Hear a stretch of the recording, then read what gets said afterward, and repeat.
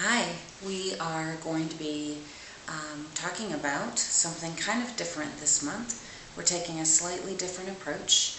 Our topic is intimacy with God, and we're actually going to be looking at a portion of what's commonly known as the Serenity Prayer. Probably a lot of you are familiar with this or have heard it at some point. It says, "God, grant me the serenity to accept the things I cannot change, the courage to change the things I can, and the wisdom to know the difference." That's a portion of the longer prayer, but that's the portion that most people are more familiar with. So we're just going to look at that this month as sort of an exercise to help you make a decision. The things that are troubling to you are these things that you can change, so you should look for courage, or are they things that you can't change and you need to look for serenity to accept those things? So we are going to do a brief conversation about this, and then y'all have a handout and some discussion questions. So when you think of serenity, you can think of tranquility or peace, like a still body of water, or there's been a storm and then the sun comes up, maybe there's a rainbow, and you feel serene or tranquil or at peace somehow. So that's what we think of when we think of serenity. In your work, working in slum communities and with people who are really struggling and suffering, there are a lot of things that are really troubling to you as you experience them, live them yourself, or see other people going through hardship. A lot of those things you can put tremendous effort into changing. But if these are things that you really don't have the power to change, you're going to end up really frustrated. So some things will fall into the category of things that you cannot change, and so you want to accept those things.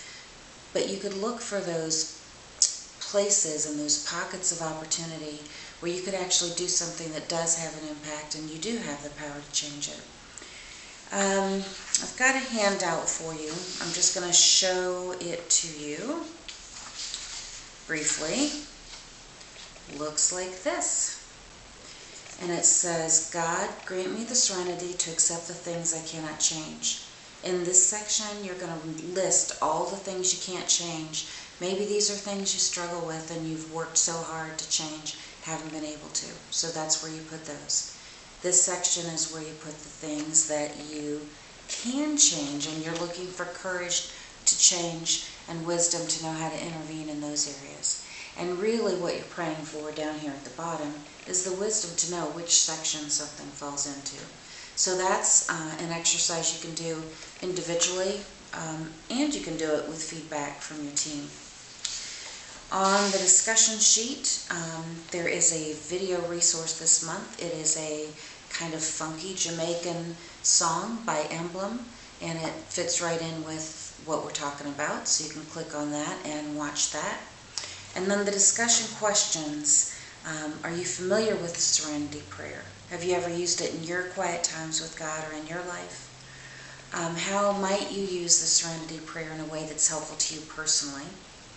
What are some ways that your team could use this or do this exercise together and help y'all focus your efforts as a team? And maybe talk among each other on how you could use this prayer to enhance your sense of peace with God. And can you truly pursue serenity as a valid and worthy goal, even while you're working in the midst of suffering? So give some thought to that. The scripture reflection this month is Isaiah 26:3. "You will keep him in perfect peace, whose mind is stayed on you, because he trusts in you." Again, feel free to email me with any questions, comments, feedback. Next month will be our final installment of our Sustaining Compassion emphasis. Hope y'all are doing well and having a wonderful July. Thanks so much.